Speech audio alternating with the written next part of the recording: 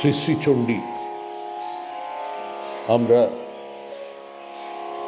এই বইটি থেকে ধারাবাহিক অধ্যায়গুলি পাঠ করে যাচ্ছি। গতকাল নবম অধ্যায় 9th চ্যাপ্টার নিশুম্ভ বধ, এই অধ্যায়ের অর্ধেকটি পড়েছিলাম। দ্বিতীয় অংশ দিয়ে আজকের পাঠ শুরু হচ্ছে। আমাদের ঘটনা এরকম হয়েছিল, রক্তবীজের ধ্বংস করলে দেবী অম্বিকা আর তার সহচরী মা কালী। মা কালী রক্তবীজের শরীর থেকে যত রক্তবিন্দু পড়ছিল সব পান করলেন। সঙ্গে সঙ্গে রক্তবীজকে নিজের জিহ্বার উপরে রেখে তার থেকে বেরোনো যেসব অসুররা সবাইকে ভক্ষণ করলেন, অর্থাৎ খেয়ে ফেললেন। এইভাবে রক্তবীজ নিরক্ত হয়ে, রক্তহীন হয়ে, মূল যে রক্তবীজ, তিনি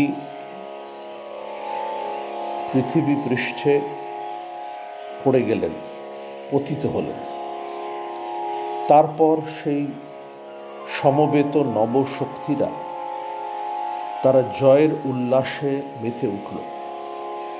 তারা অসুরদের রক্ত পান করে আর সঙ্গে যে মদ, যে তাদের যুদ্ধে প্ররোচিত করার জন্য সঙ্গী হিসেবে, সহায়ক হিসেবে যেটি সঙ্গে ছিল, তা পান করে উন্মত্ত প্রায় হয়ে সেই যুদ্ধক্ষেত্রে নৃত্য করতে লাগল। অসুরদের এইরকম হত দশা দেখে, তাদের বিপন্ন দেখে অবশেষে নিশুম্ভ যুদ্ধক্ষেত্রে নেমে পড়ল। নিশুম্ভ নানাবিধ অস্ত্র দিয়ে দেবীর সঙ্গে যুদ্ধ করল। সঙ্গে সঙ্গে শুম্ভ তার সৈন্য সামন্ত নিয়ে নিশুম্ভকে সমর্থন করার জন্য, পেছন থেকে তাকে বল প্রদান করার জন্য যুদ্ধক্ষেত্রে এসে উপস্থিত হল। আমরা নবম অধ্যায়ের 29 নম্বর শ্লোক থেকে আজকে পাঠ করছি। ততো নিশুম্ভ সম্প্রাপ্য চেতনাম আত্মকার্মুক আজঘান শরৈর্দেবীম কালীম কেশরিণম তথা পুনশ্চ কৃত্বা বাহুনা অয়ুতম ধনুজেশ্বরা চক্রায়ুধে নদিতিজ ছাদয়ামাস চণ্ডিকাম ততো ভগবতী ক্রুদ্ধা দুর্গা দুর্গতিনাশিনী চিচ্ছেদতানি চক্রাণি স্বশরৈঃ সায়কাংশতাম। আমরা গতকাল শুরু করেছি নিশুম্ভ বধ এই অধ্যায়ের পাঠ। আমরা অনুবাদ করছি বাংলা 29 নম্বর শ্লোক থেকে।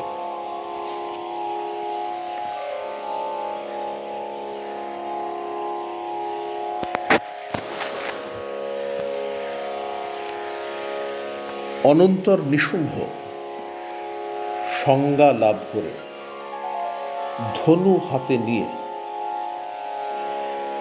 তার তীর দিয়ে চণ্ডিকা, চামুণ্ডা ও সিংহকে আঘাত করল।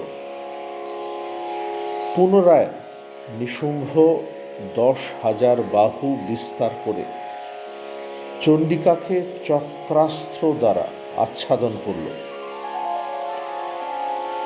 তারপর দুস্তর ভয়হারিণী ভগবতী দুর্গা ক্রুদ্ধা হয়ে নিশুম্ভ কর্তৃক নিক্ষিপ্ত সেই সকল চক্র ও বাণ নিজের বাণের দ্বারা ছিন্ন করলেন।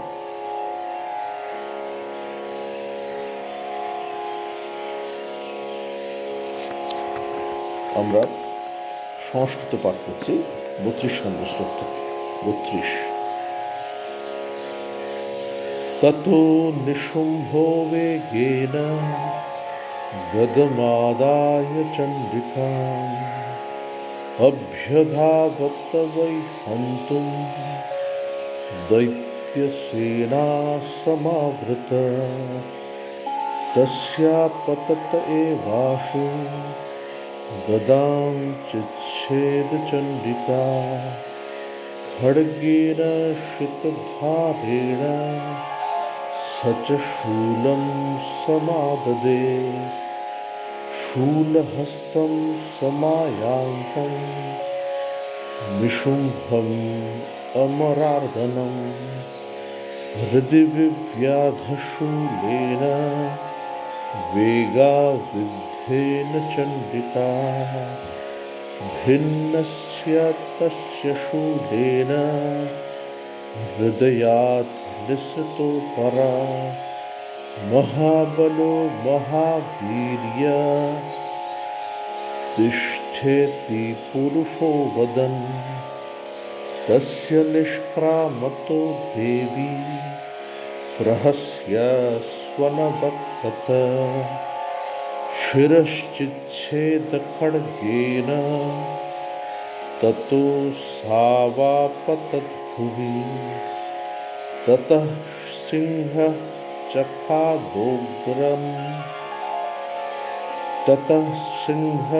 चखादाग्र दंष्ट्राक्षुण्णशिरोधरान् असुरांस्तान् तथा काली शिवदूती तथा परा कौमारी शक्तिनिर्भिन्ना केचित् मेषुर्महासुर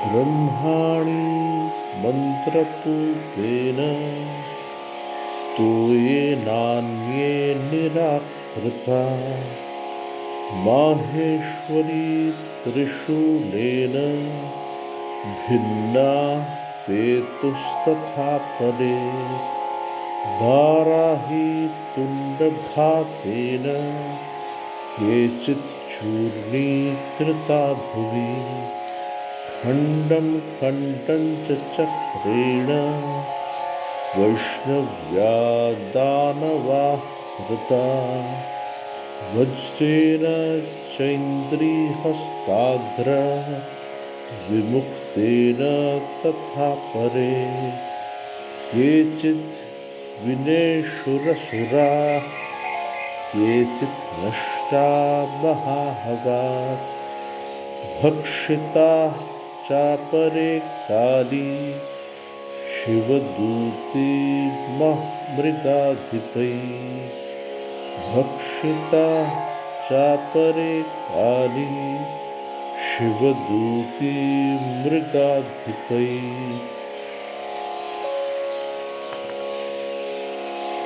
বাংলা অনুবাদ করছি 35 নম্বর শ্লোক থেকে।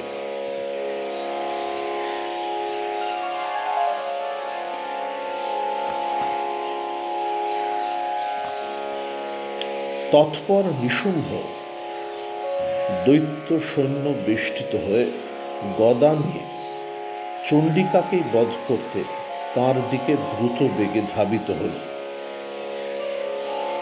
পতিত প্রায় তার গদাটি চণ্ডিকা শীঘ্রই তীক্ষ্ণ ধার খড়গ দিয়ে ছেদন করলেন এবং তখন নিশুম্ভ শূল গ্রহণ করল। তখন চণ্ডিকা বেগে ঘূর্ণিত নিজের শূল দিয়ে সেই আগমনকারী শূল হস্তে দেবশত্রু নিশুম্ভের বক্ষস্থল বিদ্ধ করলেন। বক্ষ দ্বারা বিদীর্ণ তার হৃদয় থেকে মহাবল, মহাবীর্য অপর এক পুরুষ অসুর থাম অর্থাৎ থেমে থাক এই বলতে বলতে বহির্গত হল। তারপর দেবী সশব্দে হাসতে হাসতে নিশুম্বের হৃদয় থেকে নিষ্ক্রমণকারী সেই অসুরের মাথা খড়গ দিয়ে ছেদন করলেন। সে তখন ভূপতিত হল। অনন্তর সিংহ তীক্ষ্ণ দাঁত দিয়ে গ্রীবা বিদীর্ণ যাদের সেই অসুরগণকে ভক্ষণ করল এবং কালী ও শিবদূতী অন্য অসুরগণকে নিধন করলেন।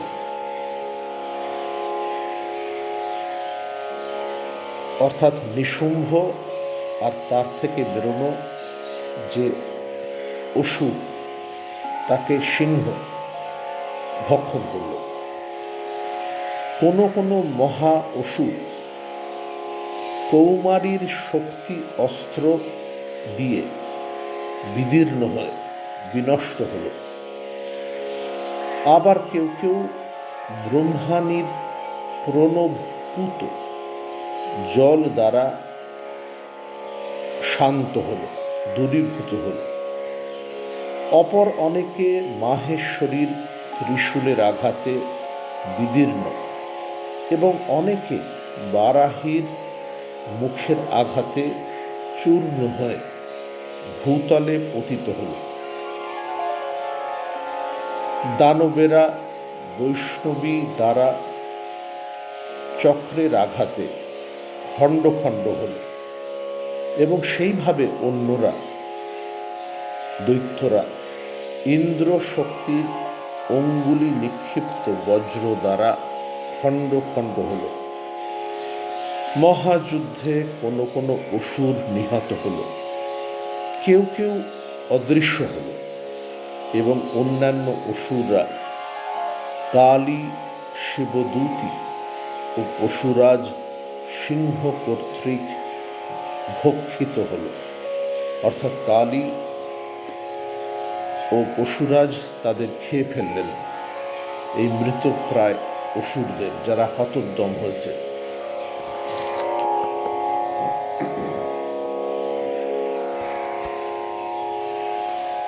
আমরা দশম অধ্যায়ের পাঠ শুরু করছি, শুম্ভবধ।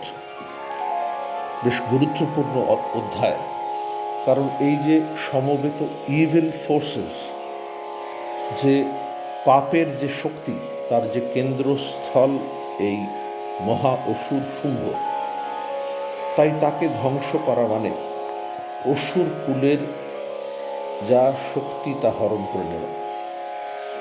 দশম অধ্যায়ের পাঠ শুরু হচ্ছে প্রথম শ্লোক দিয়ে।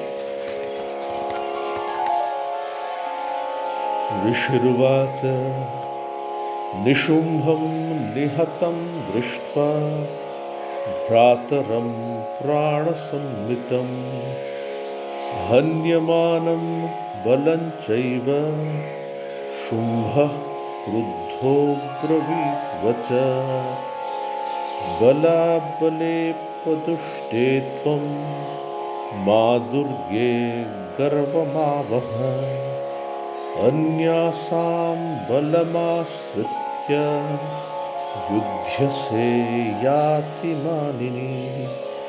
देव्युवाच एकैवाहं जगत्यत्र द्वितीया का ममापरा पश्यैता दुष्टमय्येव विशन्त्यो मद्विभूतया। ततः समस्तास्तादेव्यो ब्रह्माणि प्रमुखालयं तस्या देव्यास्तनौ जग्मु एकैवासी तदाम्बिका। देव्युवाच अहं विभूत्या बहुभिः इह रूपैर्यदा स्थिता तत्संहृतं मयैकैव तिष्ठाम्याजौ स्थिरो भव। ऋषिर्वाच ततः प्रववृते युद्धं देव्या शुम्भस्य चोभयो पश्यैतां सर्वदेवानाम् असुराणां च दारुणम्। বাংলা অনুবাদ 1 নম্বর শ্লোক থেকে। মেধা ঋষি গল্প বলছেন রাজা সুরথকে। ঋষি বললেন, প্রাণতুল্য ভ্রাতা নিশুম্ভকে নিহত এবং সৈন্য বল বিনষ্ট হচ্ছে এমন দেখে ক্রুদ্ধ শুম্ভ এই কথা বলল, হে বল গর্বে উদ্ধতা দুর্গা, তুমি গর্ব করো না, কারণ অতি গর্বিতা হলেও তুমি আসলে অন্যান্য দেবীর শক্তি আশ্রয় করে যুদ্ধ করছ। দেবী তখন বললেন, একমাত্র আমি এই জগতে বিরাজিতা, আমি ছাড়া আমার সহায় ভূতা অন্য দ্বিতীয় আর কে আছে? রে দুষ্ট, ব্রহ্মাণী প্রমুখ এই সকল দেবী আমার বিভূতি অর্থাৎ শক্তি। এই দেখ, এরা আমাকেই বিলীনা হচ্ছে। মেধা ঋষি বললেন, তারপর ব্রহ্মাণী প্রমুখ সেই সমস্ত দেবী, এরা সবাই অর্থাৎ এই অষ্টশক্তিরা, তারা দেবীর মধ্যে অন্তর্হিত হল। দেবী বললেন, এই যুদ্ধে আমি বিভূতি দ্বারা বহুরূপে যে অবস্থিতা ছিলাম তা আমার দেহে প্রত্যাহৃত হল। যুদ্ধে একাই রইলাম, তুমি এবারে স্থির হও, অর্থাৎ যুদ্ধের জন্য তৈরি হও। মেধা ঋষি বললেন, অনন্তর সমস্ত দেবতা ও অসুরদের সামনে চণ্ডিকার শুম্ভের উভয়ের দারুণ যুদ্ধ আরম্ভ হল। 11 নম্বর শ্লোক থেকে মূল সংস্কৃত পড়ছি। শরবর্ষৈ শিতৈ শস্ত্রৈ তথাস্ত্রৈ চৈব দারুণৈ তয়োর্যুদ্ধম অভূত ভূয় সর্বলোক ভয়ঙ্করম দিব্যান্যস্ত্রাণি শতশো মুমুচে ইয়ান্যথাম্বিকা বভঞ্জ তানি দৈত্যেন্দ্র তৎপ্রতিঘাতকর্তৃভিঃ মুক্তানি তেন চাস্ত্রাণি দিব্যানি পরমেশ্বরী বভঞ্জ লীলয়ৈবোগ্র হুঙ্কারোচ্চারণাদিভিঃ ততঃ সরস্বতৈর্দেবীম আচ্ছাদয়ত সোऽসুর সাপি তৎ কুপিতা দেবী ধনুশ্চিচ্ছেদ চেশুভিঃ ছিন্নে ধনুষি দৈত্যেন্দ্র তথা শক্তিম অথা দদে চিচ্ছেদ দেবী চক্রেণ তামভ্যস্য করস্থিতাম ততঃ খড়গম উপাদায় শতচন্দ্রং চ ভানুমত অভ্যধাবত তদা দেবীম দৈত্যানাম অধিপেশ্বর তস্যা পতত এবাশু খড়গম চিচ্ছেদ চণ্ডিকা ধনুর্মুক্তৈঃ শিতৈর্বাণৈঃ চর্মচারক करामलम् हताश्वः स तदा दैत्य छिन्नधन्वा विसारथि जग्राह मुद्गरं घोरम् अम्बिका निधनोद्यत चिच्छेदापतत तस्य मुद्गरं निशितैः शरैः तथापि सोऽभ्यधावत्तां मुष्टिम् उद्यम्य वेगवान्। দশম অধ্যায়ের শুম্ভের সঙ্গে দেবীর যুদ্ধের বর্ণনা পাঠ করছি আমরা 19 নম্বর শ্লোক থেকে, বাংলা অনুবাদ। বাণের বৃষ্টি এবং শানিত অস্ত্র ও দারুণ অস্ত্রসমূহ দ্বারা তাদের মধ্যে সকল লোকের ভীতিপ্রদ তুমুল যুদ্ধ শুরু হলো। তারপর অম্বিকা দেবী যে শত শত দিব্য অস্ত্র প্রয়োগ করলেন, দৈত্যরাজ শুম্ভ তার প্রতিবিধানকারী অস্ত্র দিয়ে তৎসমুদয় খণ্ড খণ্ড করল এবং শুম্ভ অসুর কর্তৃক নিক্ষিপ্ত দিব্য অস্ত্র সকল পরমেশ্বরী অনায়াসেই উগ্র হুঙ্কার শব্দাদি দ্বারা ভগ্ন করলেন। অনন্তর সেই অসুর শত শত তীর দ্বারা দেবীকে আচ্ছাদন করল এবং সেই দেবীও তাতে ক্রুদ্ধা হয়ে বাণসমূহ দ্বারা অসুরের সেই ধনুক ছেদন করলেন। তারপর এইভাবে ধনু ছিন্ন হলে দৈত্যরাজ শুম্ভ শক্তি অস্ত্র গ্রহণ করল। দেবীও তার হস্তস্থিত সেই শক্তিকেও চক্র দ্বারা ছেদন করলেন। তখন দৈত্য রাজাধিরাজ শুম্ভ শত চন্দ্র অঙ্কিত ঢাল এবং সূর্যের ন্যায় জ্যোতির্ময় খড়গ নিয়ে দেবীর প্রতি ধাবিত হল। শুম্ভের আগত প্রায় সূর্য কিরণ তুল্য উজ্জ্বল এবং শানিত খড়গ ও ঢাল দেবী চণ্ডিকা ধনুর মুক্ত তীক্ষ্ণ স্বর সকল দ্বারা তৎক্ষণাৎ ছেদন করলেন। তখন যার অশ্ব হত হয়েছে, তাই যিনি হত অশ্ব, ভগ্ন ধনু ও সারথি শূন্য হয়ে সেই দৈত্য শুম্ভ চণ্ডিকাকে বধ করতে উদ্যত হয়ে ভীষণ মুদ্গর অস্ত্র ধারণ করল।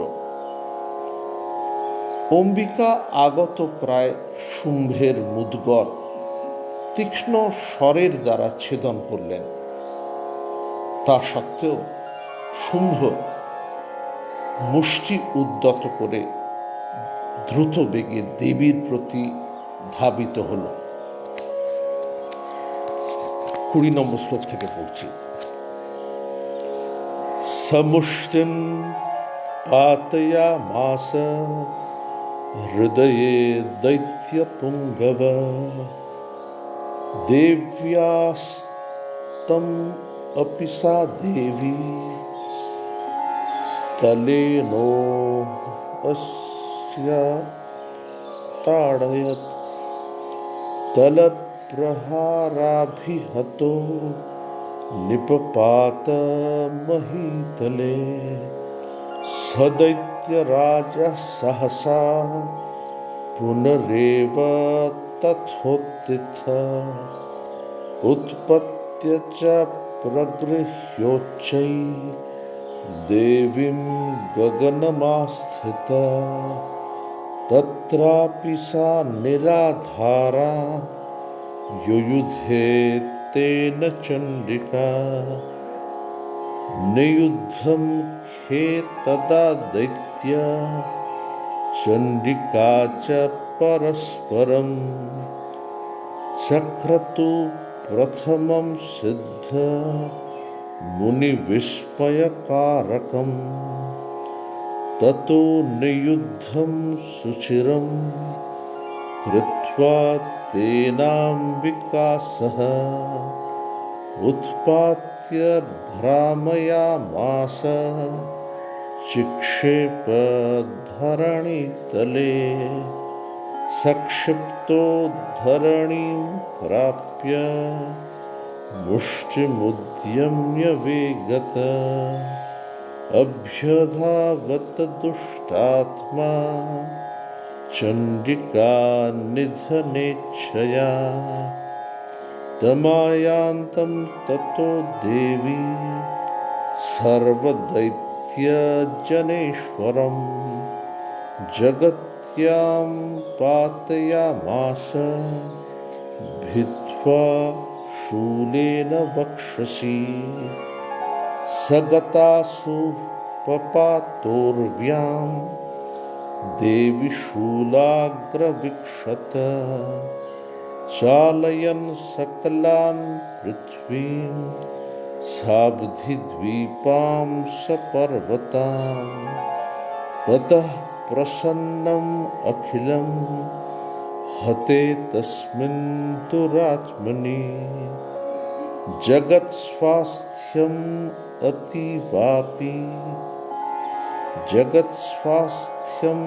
अतीवाप निर्मलञ्चाभवन्नभ। অনুবাদ পড়ছি 20 নম্বর শ্লোক থেকে। সেই দৈত্য শ্রেষ্ঠ শুম্ভ দেবীর হৃদয়ে মুষ্টির আঘাত করল। আবার সেই দেবীও তাকে করতল দ্বারা তার বক্ষস্থলে প্রহার করলেন।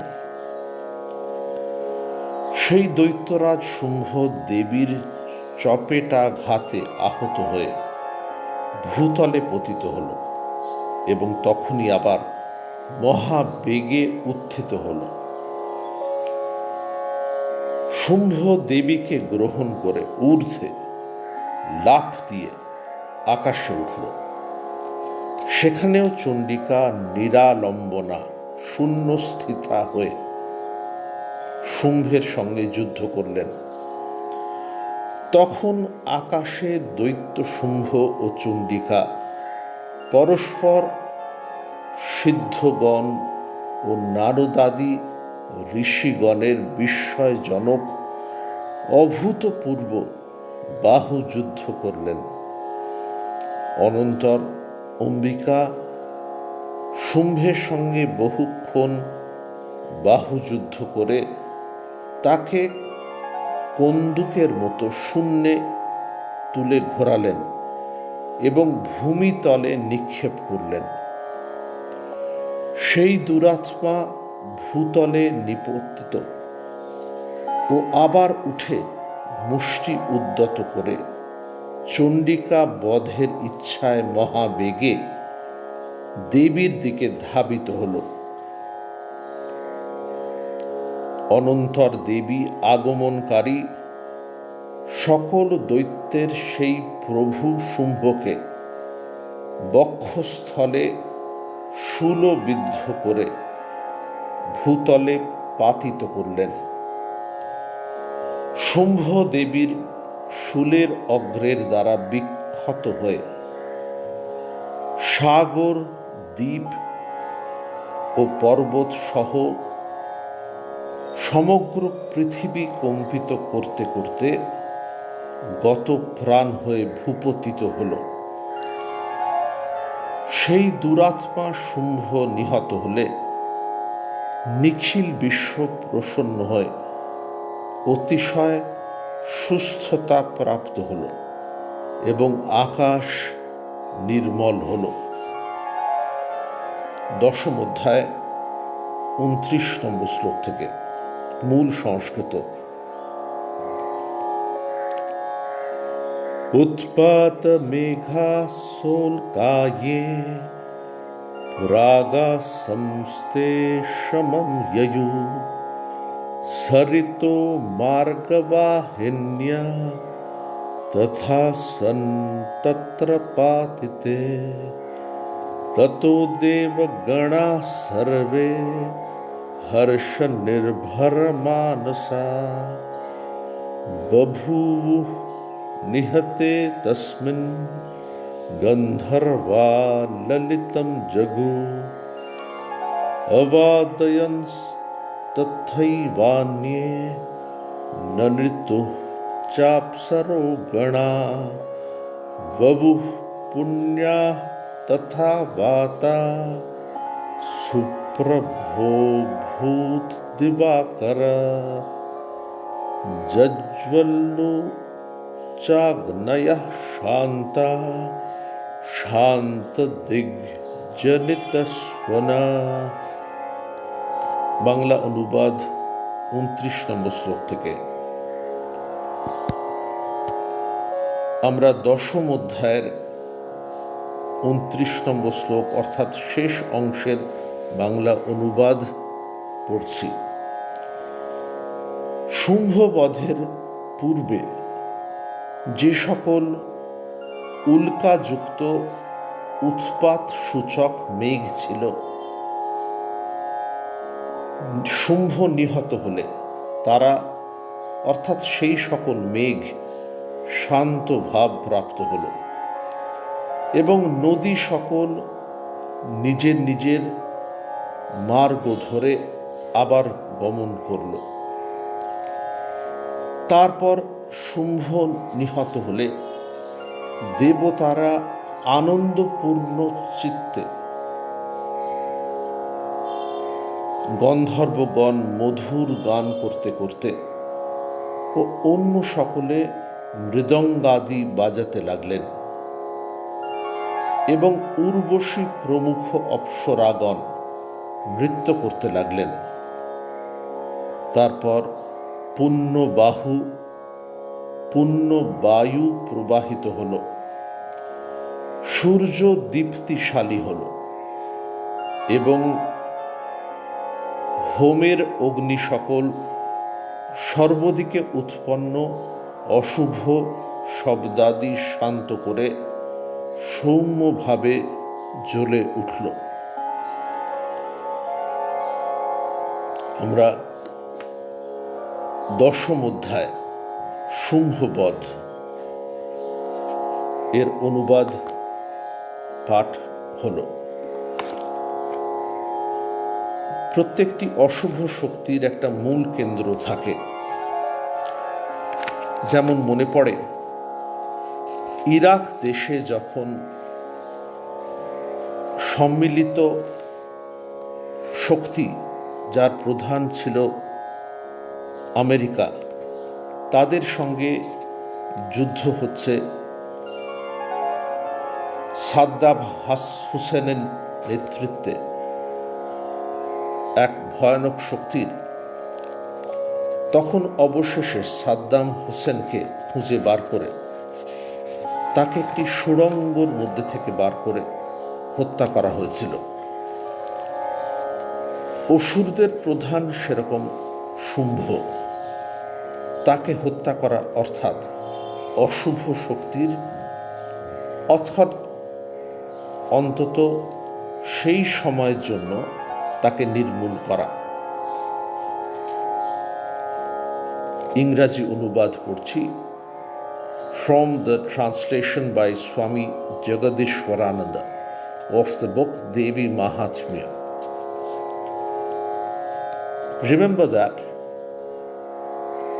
the Medha Rishi is describing the different splendors of the goddess Durga or Ambika to the two persons who had assembled in his hermitage, the king Suratha and the merchant Samadhi. the Medha Rishi thus said, seeing his brother Nishumbha killed, who was dear to him as life, and his army being slaughtered, Shumbha angrily said, O Durga, you are puffed up with the pride of strength. Don't show your pride here. You are exceedingly haughty, but you are resorting to the strength of others. Now fight. The goddess then said, I am all alone in the world here. Who else is there besides me? See, O evil one, these goddesses, who are but my own powers entering into my own self. Then all those Navashakti, Brahmani and the rest were absorbed in the body of the Devi. Ambika alone then remained. The Rishi said, then began a dreadful battle between them both, the goddess and Shumbha, while all the other gods and demons looked on. With showers of arrows with sharp weapons and frightful missiles, both engaged again in a combat that frightened all the worlds. The Asura covered the goddess with hundreds of arrows, and the goddess, in anger, split his bow, that is the Asura's bow, with her arrows.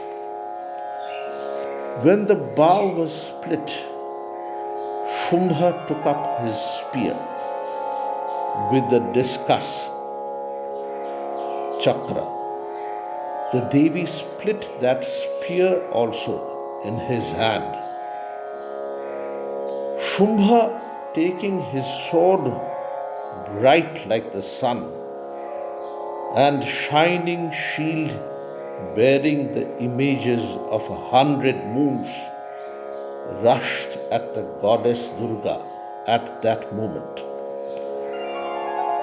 Just as he was rushing forward, Chandika, that is Ambika, split his sword with sharp arrows shot from her bow, as also his shield as bright as the solar rays. The demon lord, with his weapons destroyed, brought his fist down on the heart of the Devi, and the Devi also with her palm hit her on his chest, hit Shumbha on his chest. The king of the demons, wounded by the blow of her palm, fell on the earth, but immediately he rose up again. Seizing the goddess Durga, he sprang up and mounted on high into the sky. There also Chandika, the goddess, without any support, fought with him. Then Shumbha and Chandika fought as never before with each other in the sky, in a close contact which brought surprise in the minds of the Siddhas, a class of divine beings, and in the minds of the sages. The goddess then, after carrying on a close fight for a long time with him, lifted him up whirled him around, and flung him down on the earth. Flung thus, the evil-natured Shumbha, reaching the earth and raising his fist, hastily rushed forward, desiring to kill the goddess. Seeing that lord of the demons approaching, the goddess, piercing his chest with a weapon, threw him down on the earth. Pierced by the pointed weapon of the goddess, he fell lifeless on the ground, shaking the entire earth with its seas, islands, and mountains. With the death of the demon, the nature all around, the rivers, the clouds, all became peaceful as it were. The sacrificial fire burning in the houses of the individual votaries, they too starting burning up brightly as the powers of evil were destroyed by the condensed power of good, which Devi Durga symbolizes. Thus ends the third anecdote in this book, Devi Mahatmya. The first anecdote was Madhu Kaitabha Badha, the destruction of Madhu and Kaitabha, the two demons that had emerged from the ears of the sleeping Vishnu. After being born, immediately thereafter, they with great powers, endowed with great strength, rushed to Brahma, who was seated on a lotus which had emerged from the navel region of Vishnu. Brahma had then prayed to the goddess, the Yogamaya, to take the veil of sleep off the eyes of Vishnu. The Devi condescended, and then Vishnu woke up to fight a terrible battle with these two demons, Madhu and Kaitabha. Finally, Vishnu slayed them both, putting them on his lap, on his Janu. The fat, the flesh of these two demons filled the earth. The earth, as it is said, was thereafter known as Medini. Meda means fat. The second anecdote is about the slaying of Mahishasura, the Asura who could at his own will take up the form of animals, men, and even gods. It is the destruction of this demon that is celebrated every year in the form of the Durga Puja. Mahishasura, endowed with tremendous power, had driven the gods from their respective domains, seized all their powers, and had started governing the earth, the ocean, and the skies, bereft of all powers, deprived of the oblations from the sacrificial fire. The gods had started roaming on the earth as normal human beings. Finally, they decided to bring their strength along. Shiva, Vishnu, Mahesha, and the different gods, as their rage turned into power, as their total power condensed into a form of a female. This female was decorated with weapons and jewelry. The jewelry that had belonged to the gods earlier. This female power fought a majestic battle with the Mahishasura and finally destroyed him. This third anecdote that we had completed today is indeed the most terrible amongst the three that the book delineates. In this third anecdote, the Devas, the gods, are once again driven out from their respective domains. Shumbha and Nishumbha, the two demon brothers, had started ruling the heavens. The gods were similarly driven out from their respective positions, and the demons had seized all the powers. The gods then remembered the boon that Goddess Durga had given them whenever they were in difficulty. Whenever they shall be in difficulty, if they prayed to the goddess, she would come forth and destroy all such obstacles which had risen in their path.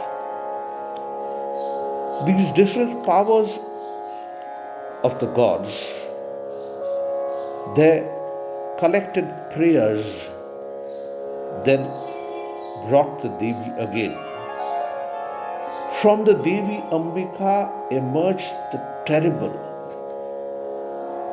horrible, black complexioned form of Kali. In this form of Kali, in whom the Tamasika Guna, the third Guna, Sattva, Rajas and Tamas. After all these gunas belong to the goddess Durga only. Her Tamasika form, her destructive form, emerged in the form of Kali. This form of which the sound of whom was said to be that of 100 jackals, destroyed the generals of King Shumbha one by one. Chanda, Munda, Rakta Bija and the others. Finally, Nishumbha was killed by the Vahana of the Devi, the animal which had been bearing the goddess. As the lion destroyed Nishumbha, Shumbha decided to come to the battle to fight the goddess himself. All the other gods and goddesses watched in wonder as the Navashakti which had emerged from the goddess disappeared into her again. It was then that the tremendous strong power of evil, the tremendously evocative power of evil in the form of King Shumbha, fought the condensed power of good Devi Durga. They fought with weapons. They fought free-handed. They fought on the earth. They fought in the skies. And finally Shumbha was killed. As he was killed, the earth, the nature, all around became peaceful once again.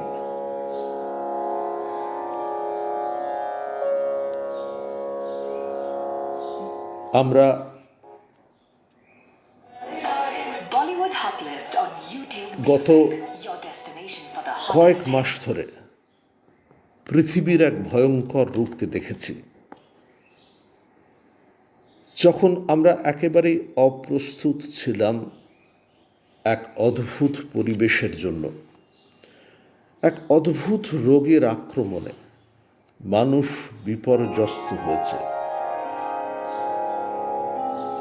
নানাবিধ যে মানুষের জীবনে বিঘ্নের কথা বলা হয়েছে শাস্ত্রে, আধি ভৌতিক, আধি দৈবিক, আধ্যাত্মিক, এগুলি সবকটি যেন একত্রে এক এক করে মানুষকে পরীক্ষা করেছে গত 6 মাস ধরে। যখন মানুষ তার সহ্যের একদম শেষ সীমায় গিয়ে পৌঁছচ্ছে, তখন তার মধ্যে একটা সম্মিলিত প্রার্থনা জেগে ওঠে। এই সম্মিলিত প্রার্থনাই মানুষের মধ্যে শক্তিকে জাগায়। এতদিনের ঘুমিয়ে থাকা এই শক্তি যখন জাগে, তখন সকল বিঘ্ন দূর হয়ে যায়।